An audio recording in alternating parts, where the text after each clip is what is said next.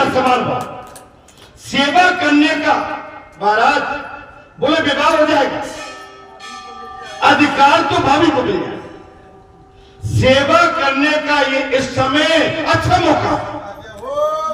हमने प्रातःकाल कथा में क्या कहा था, इस समय अच्छा ये मौका फिर नहीं, जी मौका दोबारा।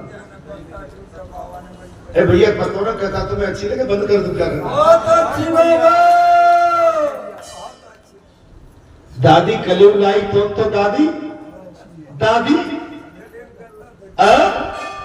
क्या बात, ये मेरे बाबा, ये मेरे ऐसे ही बच्चा को देखना, छोटे को रोता रहेगा, पीटता रहेगा, इधर उधर करेगा और माँ के आंचल से लग के दूध पिया और माता में मारी ठोकर और लात दे के बच्चा भाग गया।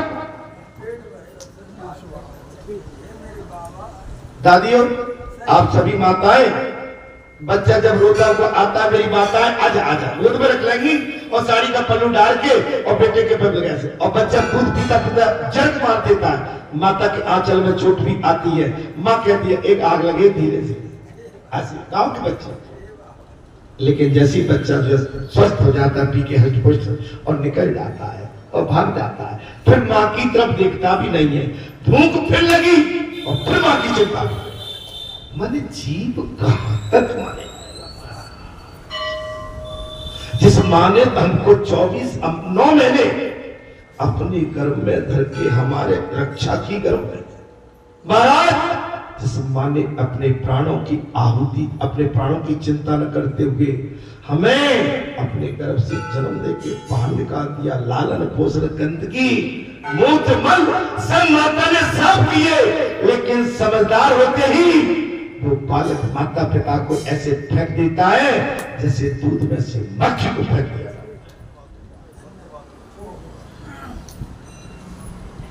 ऐसे ही अपने मित्र गुरु, अपने निधि जो अपने विशेष होते हैं, उनके साथ ये भूल कभी मत करो।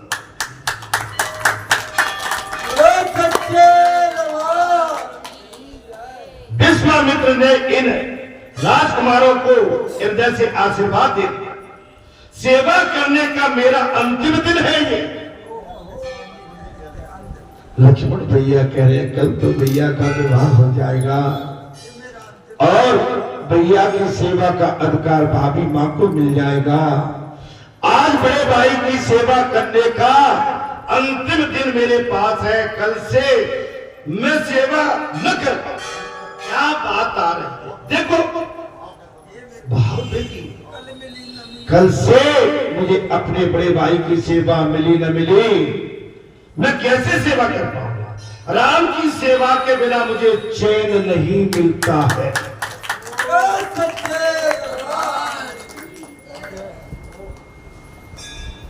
राम की सेवा के बिना मुझे चैन नहीं, सेवा और स्मरण के बिना जिसे चैन न मिले वही सच्चा व्यसन है।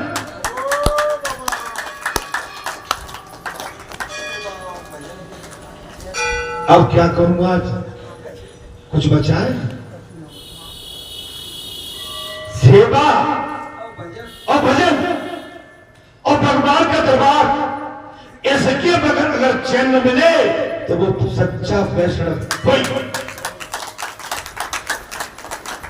आप भी सब है, आप अपने को कम न माने, आप पक्के हैं, लेकिन आज आपसे नहीं।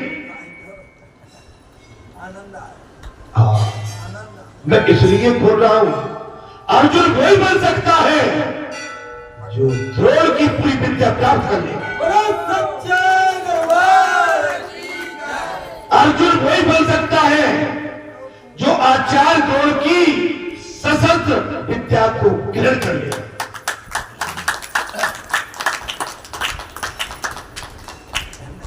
अर्जुन वो नहीं बन सकता है कि भाई हाँ अब मैं कुछ शब्द नहीं बोल पा रहा हूं।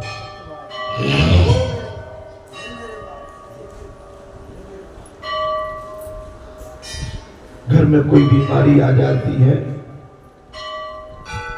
आपके रिश्तेदार नातेदार चलो मिले आते हैं, देख आते हैं, आपका पुत्र बहू बेटे परिवार देख लेते हैं, सुबह देख लेंगे शाम को, लेकिन उस परिवार में जो खास होता है वो आपकी चौखट को छोड़, वो कोई भी हो सकता, वो कोई भी हो सकता। मैं ये नहीं कह रहा हूं, बहू भी हो सकती है, नाती पंती बेटा, पार पड़ोस गांव का मित्र, कोई भी हो सकता। वो नहीं, मैं आज क्या कह बैठता हूं, हमारी बात का अगर आप पर सही उत्तर हो तो कृपया करके मुझे इस समय मेरे प्रश्न का उत्तर मुझे दे दो।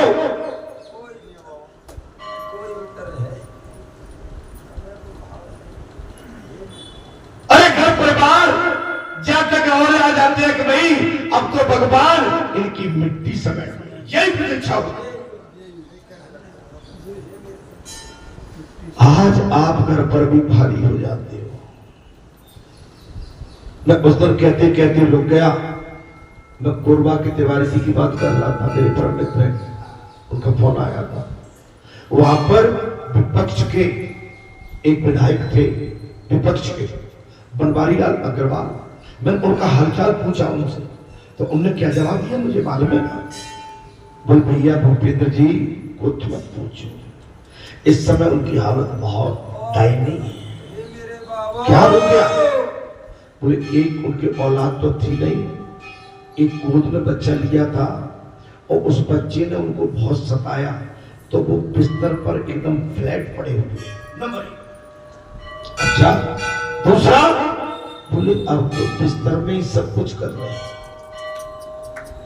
आप सुनिए, मैं आंसू निकल पड़े।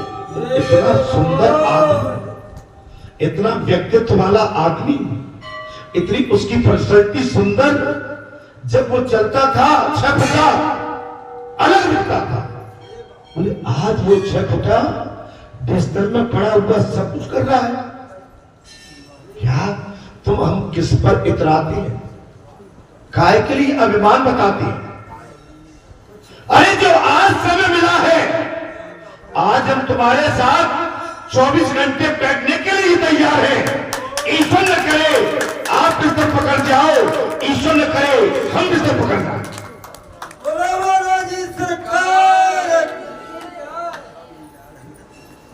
फिर क्या होता? जब बैठने लायक पास थे, आप भी थे, हमारे पास बैठने से आप कतराते थे या हम आपसे कतराते थे? क्यों पुजारी जी? अब क्या होता फिर बात? क्या होगा? आज मुझे अभी किसी तुम्हारे एक सेवादार ने बताया, महाराज जी आज गड़बड़ हो गई, गड़बड़ हो गई, काट देना। अरे क्या हमको जवाब दे रहे हो? आपसे बोले हम तो उनके पास खड़े हैं। अरे भैया हम तो देखने वालों की नजर देख रहे हैं। हाँ? आज समय की घड़ी ये कथा चल रही है, कोई कथा भाई मैं अपने निजी कल्याण के लिए थोड़ी है। मुझसे प्रभु ने आदेश दिया है, मैं अपने उनके आदेश का पालन करके मैं आपके सम्मुख आपकी सेवा के लिए, मेरा एक ही शब्द है, आपकी सेवा करना है मुझे। और सेवा करने में जो आनंद आता है वो सेवा कराने में नहीं। महाराज लक्ष्मण जी ने कह दिया आज मैं जी भर के अपने बड़े भाई की चरण वंदना और सेवा करूंगा। सेवा और स्मरण के बिना जिसे चैन नहीं मिले वो सच्चा फैसला है। जो सेवा और स्मरण के हेतु जीता है वही सच्चा फैसला है।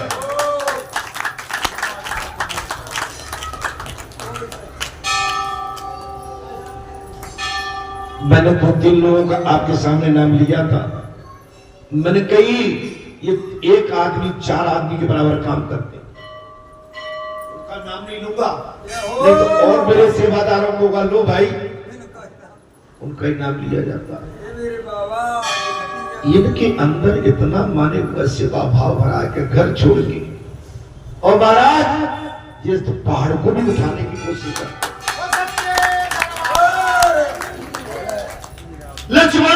तू कोने लगा था।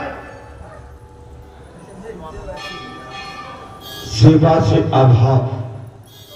अब हमें अपने बड़े भाई राम जी की सेवा का मौका नहीं मिलेगा। लक्ष्मण को बड़ा दुख होने लगा कि अब सेवा का अधिकार और अवसर छीना जाए। आज कथा ध्यान से सुन लो।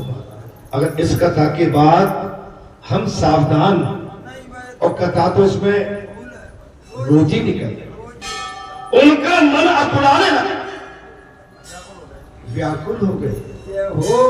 अब मुझे सेवा का मौका नहीं मिलेगा। उनका हृदय भर आया। कभी आप अपनों के लिए आप रोए थे, उस समय मुड़ भटके थे। मेरी माताओं, वो तुम्हारे आंसुओं का ही मोल है। और हे ब्राह्मण, जो तुमने उस समय कहा था कि मैंने अपने शरीर की सुध बुध खो दी, मुझे शरीर का भी ख्याल नहीं है। माताओं, ये तुम्हारा ऋण मुझ पर हमेशा रहेगा, हमेशा रहेगा। मैं इस व्यासपीठ से जिस रूप में मुझे देखते हो, मैं वही कह रहा हूं तुमसे, वही बोल रहा हूं। जब तुम्हारी करुणा के आंसू फूटे थे, आपकी करुणा को देख के मैंने अपने वचनों को वापस ले लिया था।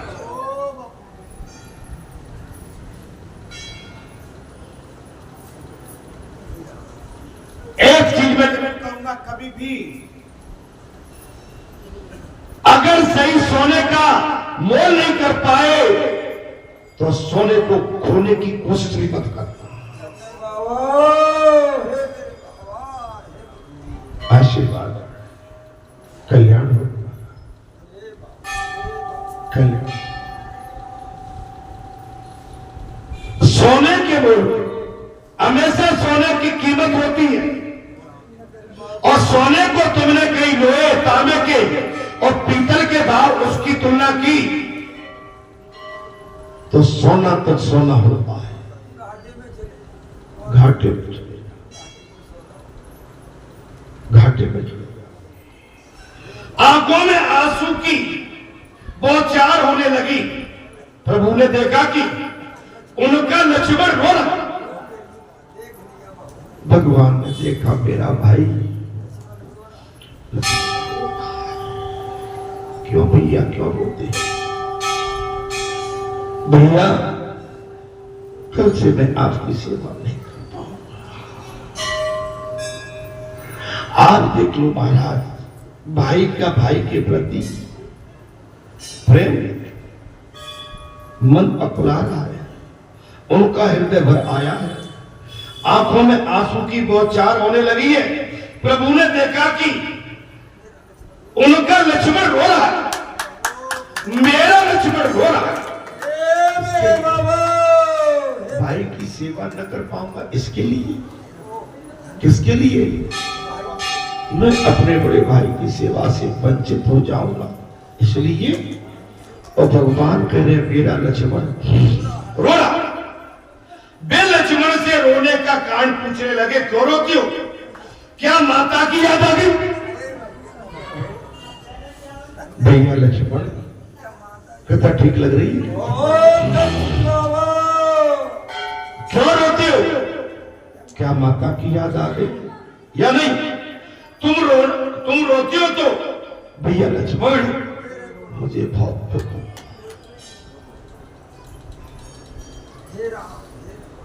वो मानव नहीं है जो दूसरे के दुख को देखकर करुणा नहीं आए, दुखी नहीं, उसके आंखों में आंसू ना, वो मानव नहीं है, वो जड़ है, वो चेतन नहीं है, वो जड़। दूसरे के दुख को देखकर अगर तुम्हारा हमारा हृदय नहीं पिघला तो हम जड़ हैं, चेतन नहीं है। जो चैतन्य होता है उसके अंदर करुणा रहती है, दया रहती है, अपना भाव रहता है। सभी के दुख को देखकर जो दुखी होता हो वही सच्चा। महाराज मैं कहता हूं अपना रामचंद्र जी का प्रेम आदर्श प्रेम था। आज कथा में शायद तुम्हें आनंद आ रहा होगा। आनंद बाबा तो कथा की व्याख्या मैंने बहुत की और मैंने बहुत तरह से तो इस ब्राह्मण देवता पे मेरा ज्यादा फोकस रहता है। हाँ, और मैं इसलिए कह रहा हूं कि इसको पकड़ो बात, एक एक शब्द को, एक एक लफ्ज को आप पकड़ के इसको पकड़े रहेंगे, भूलेंगे नहीं तो आपका व्रत 7 दिन का नहीं 87 दिन का पूरा होगा। रामचंद्र जी का प्रेम आदर्श प्रेम है। लक्ष्मण संकोच बस बोल नहीं पा रहे थे।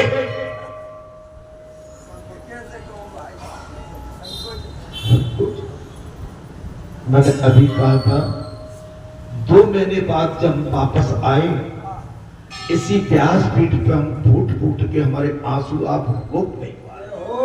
इसको बोलते हैं अपने भक्त मंडल से, अपने भक्त मित्रों से अटूट प्रेम। अरे ऐसे तो भाई कोई माता पिता बेटा बेटी के सामने भी नहीं मिला।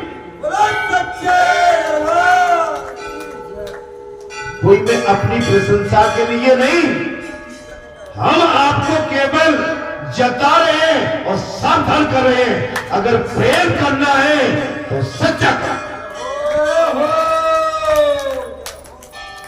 राम लक्ष्मण के हृदय को जानते हैं।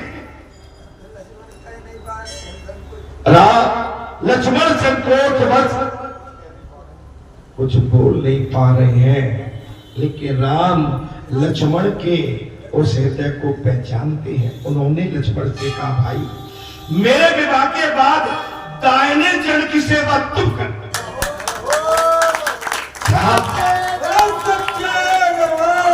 राम धन्य हो भैया लक्ष्मण, मेरे विवाह के बाद दाहिने जन की सेवा बोले तुम करना, बाएं जन की सेवा सीता करे। बाएं जन की सेवा सीता करेंगे। भैया लक्ष्मण, दाहिने पैर की सेवा में अधिकार तुम्हें देता हूं। तुम रो मत, चिंता मत करो, घबराओ मत। मैं तुमको अपने आप से कभी दूर नहीं करूंगा, वचन देता। कथा में आनंद आ रहा है।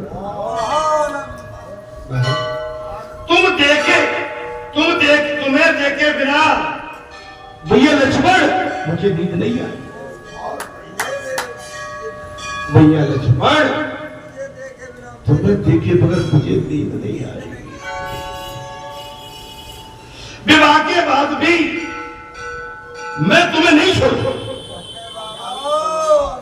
सुन लो मेरी बात। अब अगर सीख लेना है इस कथा से ले लो।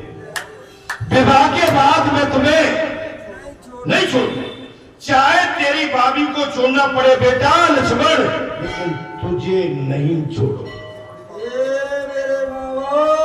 आज माई का लाल इस संसार में ऐसा कौन है जो अपनी पत्नी के हेतु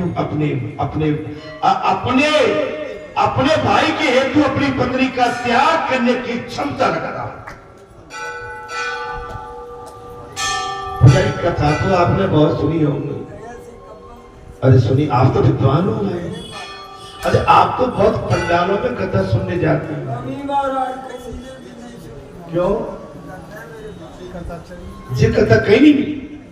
अरे तेरी भाभी को छोड़ दूंगा भैया लक्ष्मण, मैं वचन देता हूं, लेकिन तो राम सभी के अंतर्यामी है।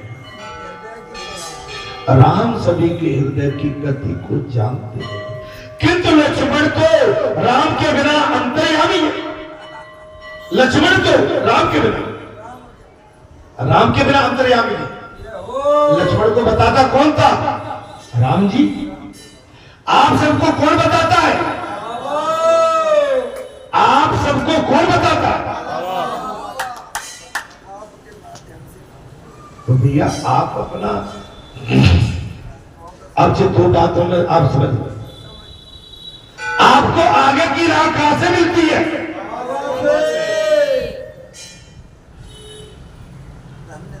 तो आपने तो अभी कही थी कि हम तो वहां नहीं, अपन आपसे नहीं कह रहा हूं भाई। अभी तक तो आपके 25 साल से 27 साल से 28 साल से बाबा की प्रेरणा से यह सारी व्यवस्थाएं एंड आगे की पीछे की अंदर की बाहर की भीतर की, इतना बड़ा महायज्ञ, इतना बड़ा महायज्ञ। अब आप अंदाज लगा लो, और उसके बाद ये 7 दिन का महायज्ञ तुम्हारे सामने भागवत कथा फिर आ रही है।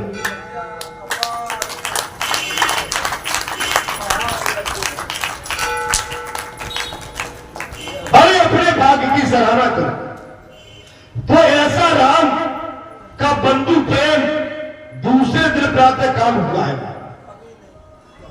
तो लक्ष्मण जी सबसे पहले महाराज उठ गए। स्त्री का धर्म है कि पति के भोजन के पहले भोजन और शयन के पहले शयन न कर। कथा सुनो। पत्नी का धर्म है पति से पहले न भोजन करे न शयन करे। क्या न करे? न शयन करे।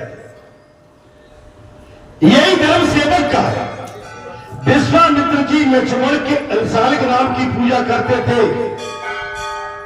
सो राम लक्ष्मण को पूजा के लिए पुष्प तुलसी दल आदि लेने के लिए उन्होंने उत्थान में भी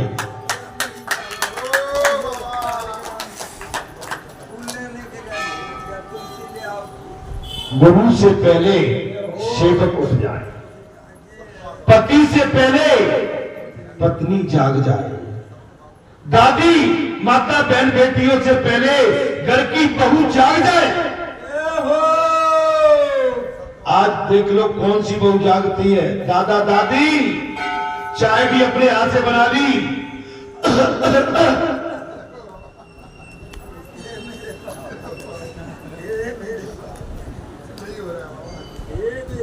मैं कुछ गलत बोल जाता,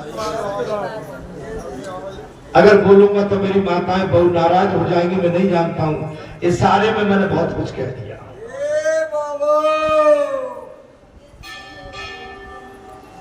अब अपनी इसमें से आप राम जी का आदर्श और उनके छोटे भाई का आदर्श और उनकी भाभी मां का आदर्श अगर जान जाओगे तो हमारा जीवन महाराज स्वर्ग बन जाएगा, वैकुंठ हो जाएगा। हमारी बड़ी बूढ़ी दादी बैठी है। दादी तुम 2-3 दादी बैठी हो, तुमने मुझको कभी जगाया क्या? सोचो, सही से बताओ। तुम मुझे कभी सोते हुए मुझको जगा पाए क्या?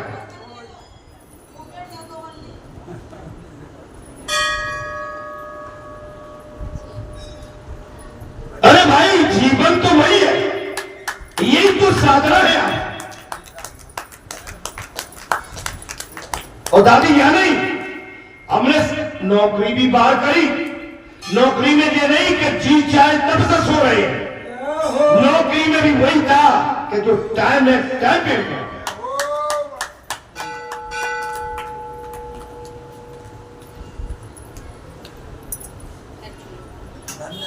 महाराज यही तो सबसे बड़ा धर्म है। सेवक का धर्म है कि दादी दादा माता पिता बड़े बूढ़ों से पहले उठ के खड़ा हो जाए। सेवक का ये धर्म है। विश्वामित्र जी शालिग्राम की पूजा करते थे, सो राम लक्ष्मण पूजा के लिए पुष्प और तुलसी दस आदि लेने के लिए उन्होंने उत्तान में भेज दिया। राम लखन पुष्प और तुलसी दल एकत्र करने के लिए उत्तान में घूमने लगे और माली को चाचा कहकर पुकारा।